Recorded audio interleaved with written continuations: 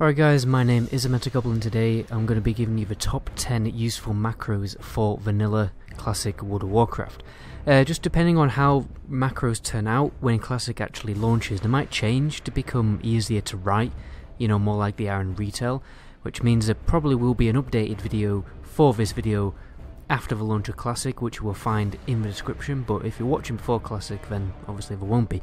Just before I jump in guys, obviously follow me on Discord, Instagram and Twitch, because I now live stream on Twitch. But anyway, let's jump into the video. I think one of the main problems that people found, well, the main problem I found when I started playing on these vanilla servers is that I noticed that when I put auto attack into a macro, or I press auto attack in any way on the action bars, that the auto attack would stop. So it's kind of like a toggle thing. You can't just spam it and it will like just continue to attack. It like toggles it on or off. So I have a macro which basically fixes that problem, right? It is like the ultimate daddy auto attacking macro, because it's auto attack, auto melee attack macro, but also an auto shoot macro, auto shoot macro for non-hunter classes, and also an auto shoot for the hunter, and also a auto wand macro, right? So everything is combined into one. Like, I'll zoom in onto the screen and I'll show you it here. Basically it is the big daddy macro. You see where shoot bow is here? All you have to do is swap that shoot bow part with, for instance, shoot wand, shoot crossbow, throw even, you know, if you've got a throwing weapon, or if you're a hunter you just swap it with auto shot. And that's pretty much the daddy, right? So I'll show you. I'm on a warrior right now. Also, if you notice at the top of the macro, there's a macro there for kind of auto targeting, like getting an auto target. This macro is quite long, as you can see. I've nearly used all the characters. If you want, there are macros basically which might be a bit longer than the maximum character limit. For that, you'll have to install this add-on called Super Macro.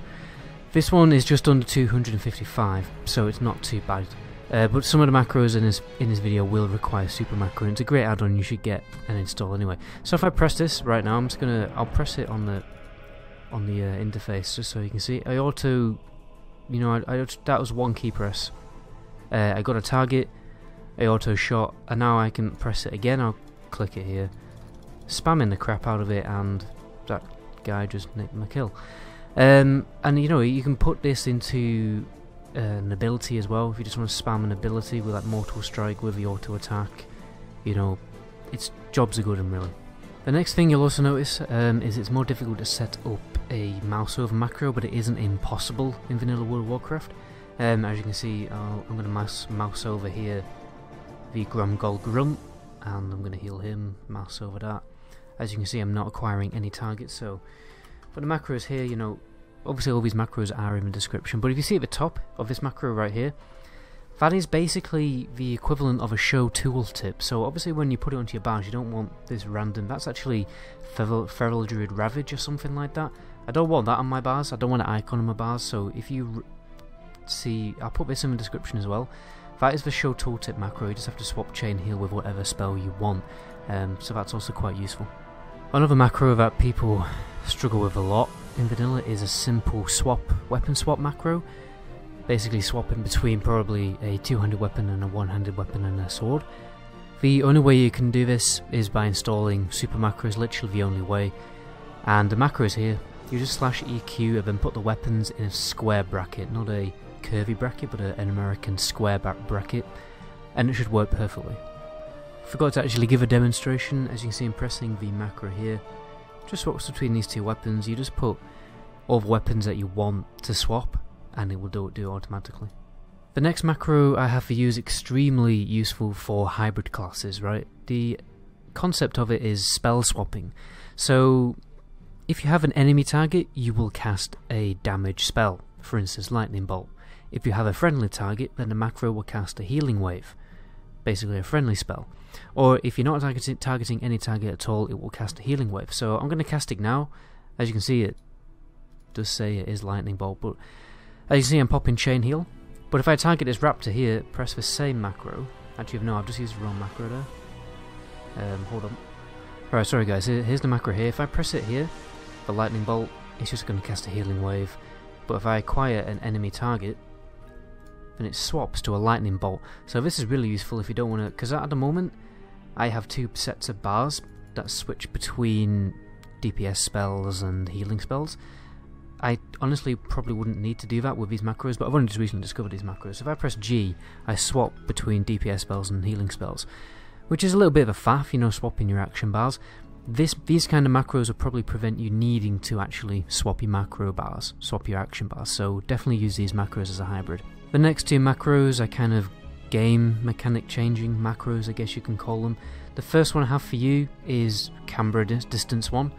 You know, you just press it and, you know, you put it on your bars and it will increase your camera max distance to, well, the maximum, which is something like what it says 50 there. So as you can see, the camera is zoomed out quite a lot.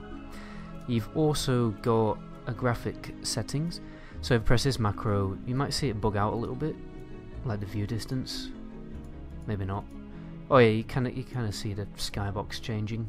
There we go. It flashes there. What that does, this macro basically puts the graphics beyond what ultra settings in the interface menu actually allow. So it's like beyond ultra settings. So that's quite cool. And then this one increases your tab nearest target distance.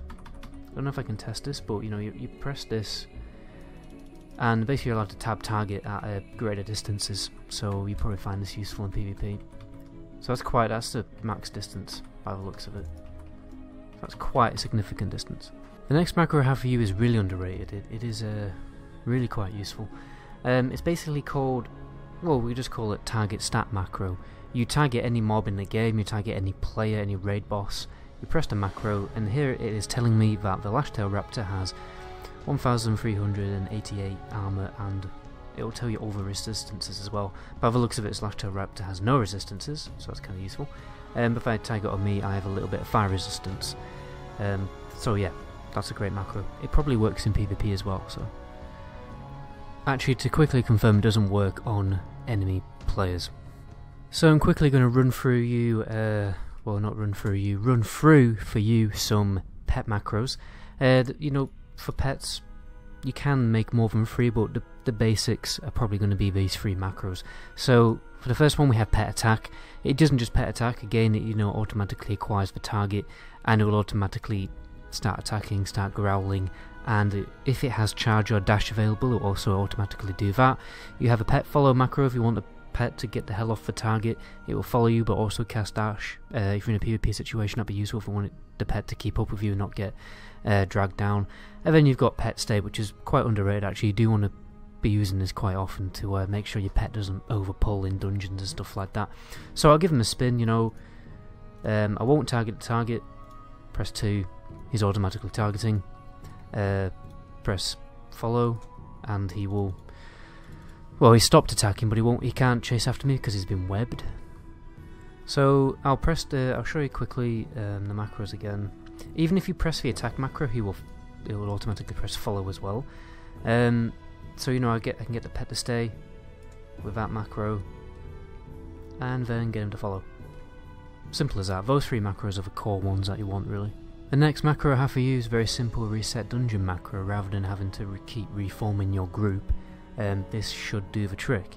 It also has /camp in there just in case you need to kind of leave the dungeon in the middle of it. You can kind of just log out and get ported to the start of the dungeon. So yeah, that works quite well. Just going to show you another really quick useful macro on my warrior here.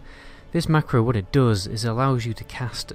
You can use it, doesn't just have to be on a warrior, but the concept of this macro is to use an ability on a target without doing any melee damage.